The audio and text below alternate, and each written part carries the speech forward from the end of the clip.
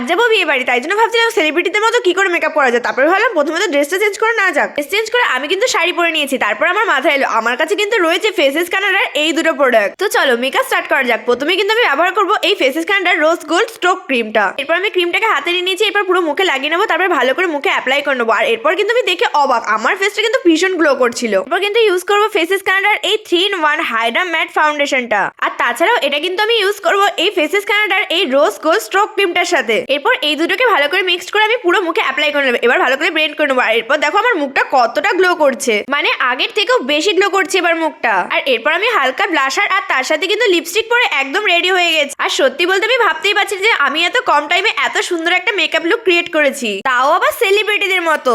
আমি তো বিয়ে বাড়ি যাওয়ার জন্য রেডি। তোমরা নিশ্চয়ই এবার ভাবছো যে তোমরা এই প্রোডাক্টগুলো কোথা থেকে পাবে। তোমরা কিন্তু এই প্রোডাক্টগুলো পেয়ে যাবে পার্পেলে। আর আমি কিন্তু নিচে ভিউ প্রোডাক্ট অপশনে এই প্রোডাক্ট দুটো ট্যাগ করে দিচ্ছি, তোমরা কিন্তু ওখান থেকে বাই করে নিতে পারো। চলো টাটা, বাই বাই।